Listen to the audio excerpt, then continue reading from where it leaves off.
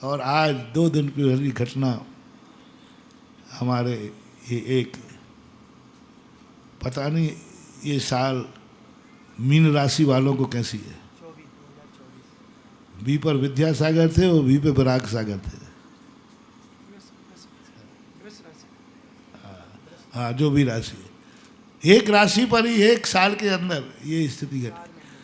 परसों की घटना है। पारस ब्रह्मचारी आया, बोले महाराज जी महाराष्ट्र के अंदर जालना है, विराग सागर महाराज ने उनको अटैक आया है और उन्होंने आपको याद किया है कि कोई मुझे सुधा सागर महाराज से चर्चा करा दे। मैंने तो भाई मेरे से चर्चा का कोई औचित्य नहीं समझ में आया। फिर दोबारा मैंने कहा ठीक बिहार कर रहा था, मैंने कहा चलो बैठते। उन्होंने कहा नहीं, उनका फिर समाचार आया कि सुधा सागर महाराज से मुझे चर्चा करा दो। शाम को पहुंचने के बाद मैंने कहा भाई जब 3 बार वो कह चुके हैं तो अभी मुझे पता नहीं था क्या बात है, क्या करना है। बस अटैक आया, बस चर्चा की, हमने थोड़ा संबोधन किया और अटैक की स्थिति में और ये भी भावना थी, मैंने कि आप घबराना नहीं, सुबह ठीक हो जाओगे। और वो सुबह ठीक हो गए। हमने शांति धारा कराई अभी चनाटोरिया के अंदर, शांति धारा कराई। मैंने 2 बार उनका नाम लिया, आचार्य विराग सागर आरोग्यार्थम कहा मैंने। और वहाँ से समाचार आया कि महाराज ठीक हो गए हैं और आहार भी ठीक हुआ। थोड़ा अच्छा लगा। और उनकी ये चर्चा के बाद कल आज सुबह रात्रि के अंदर सुबह उठते ही समाचार मिला कि दिन में तो ठीक हो गए थे, रात में फिर हालत बिगड़ी और अब ऐसी बिगड़ी कि कहीं ये फिर से कहीं समाचार ना भेज दे मैं। तो यमराज ने कहा है कि अब ऐसे समय पर तुम्हें ले जाऊंगा जब ना तुम समाचार भेज पाओगे, ना वो भेज पाएगा, ना तुम शांति धारा सुन पाओगे, ना वो शांति धारा कर पाएगा। ठीक 2:30 पर आचार्य महाराज विद्यासागर जी महाराज जी का गुरुदेव का भी 2:35 पर हुआ था और इनका हुआ कब? 2:30 पर। 2:30 पर। कोई ज़्यादा उम्र नहीं थी, हमसे भी छोटे थे। 68, हाँ 63 का जन्म था संभवतः, 63 का जन्म था। अब लगा लो कितना था, 61 के लगभग हुए, 63 का जन्म था। हाँ, तो 61 साल की उम्र में आकाश में बिल्कुल बड़े चंगे चले गए। उन्होंने भी बहुत अच्छी, कुछ परिस्थितियाँ बीच में आए, कुछ अपवाद बीच में आए, लेकिन फिर भी संघ की उन्होंने जो व्यवस्था बनाई, उनके आकस्मिक जाने के बाद भी उनका संघ अनाथ नहीं हुआ, क्योंकि वो इतनी अच्छी पहले से ही व्यवस्था बनाते गए, ग्रुप बनाते गए, अधिकार देते गए और आज सब उनका संघ बटा हुआ है और एक व्यवस्थित ढंग से उन्होंने बांट दिया था। और उनको शायद ऐसा महसूस हो कि हम छोटी उम्र में ही चले जाएंगे, इसलिए उन्होंने अपने संघ को एक व्यवस्थित ढंग से बांट करके, यानी उनके चले तो गए लेकिन वो संघ अनाथ नहीं हुआ। उनके संघ को गम तो होगा और कोई भी एक प्रभावक शक्ति, प्रभावक भी थे, उनका पुण्य भी प्रभावक था।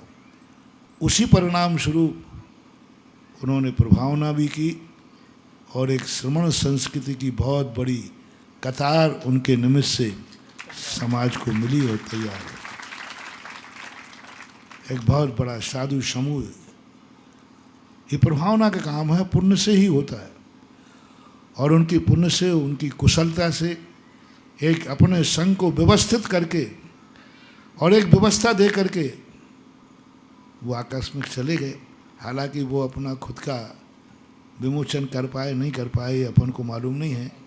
क्या स्थिति बनी रात के 2:30 बजे अभी तो बार सबसे सुना, अपन सब उनके प्रति, मैंने जब उन्होंने मुझे स्मरण किया 2-3 बार तो मैंने भी उनको नमोस्तु किया और उन्होंने भी प्रति नमोस्तु किया।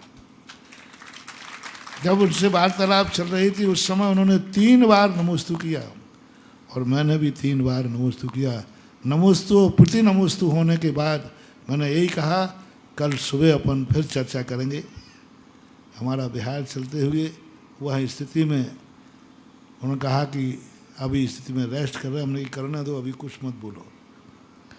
और आज ऐसा गमगीन अनियति रूप से आया कि इस सब अनियतों को देखकर जो मैं प्रवचन के प्रारंभ में भूमिका बना रहा था, इस अनियत को देख करके उत्साह ठंडा हो जाता है। कल शाम को अच्छा व्यक्ति बैठा है और सुबह पता चला कि कर वार्तालाप क्या नियत है इस प्रकृति की, क्या अनियत। इस अनियत ने तो हर व्यक्ति के लिए उत्साह को खत्म कर दिया। पर मैं जो उत्साह को खत्म न करके मानूं, धार्मिक भाषा में बोलूं तो राग को खत्म करके ये अनियत धारा ने वैराग की तरफ बढ़ा दिया। अनियत धारा यदि नहीं होती तो शायद वैराग नहीं होता, क्योंकि वैराग नियत धारा से नहीं जागता है, वैराग अनियत धारा। वैराग नित्य भावना से नहीं जागता, वैराग अनित्य भावना से जागता है। इन घटनाओं को सुनकर के एक वैराग में वृद्धि होती है, मूर्छा में कमी आती है, कल्पनाओं में कमी आती है। करिष्यामि करिष्यामि ये भाव आता है, मैं ये करूँगा, उनमें विराम लगता है, मन की इच्छाएं खत्म होती हैं। सबसे बड़ी चीज़ ऐसी घटनाओं से अपनी इच्छाओं को विराम मिलता है। इच्छाएं सीमित, क्या इच्छाएं करना, क्या विचार करना।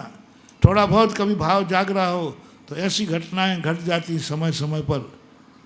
जगत का ये स्वभाव हुआ संवेग वैराग्यार्थम। आज इस घटना से संवेग और वैराग्य की पर्याय उत्पन्न होती है। अपन उन महाराज के प्रति एक विनयाञ्जलि, एक श्रद्धांजलि के रूप में उन्होंने जो किया, उन्होंने जो कहा, उनकी भावनाएं धर्म के रूप में थी और धर्म के भेष को लेकर के गए हैं। बहुत जल्दी जल्दी वो तो मज़े में होंगे, अपन बड़ी वैराग धारण कर रहे हैं। ये लोग तो पहुंच गए होंगे समोषण में भगवान के पास। अपन लोग तो यही कहते हैं कि उनके प्रति अपनी विनयाञ्जलि, श्रद्धांजलि 9 बार नमोकार मंत्र पढ़ के उनके प्रति अपनी श्रद्धांजलि अर्पित करें।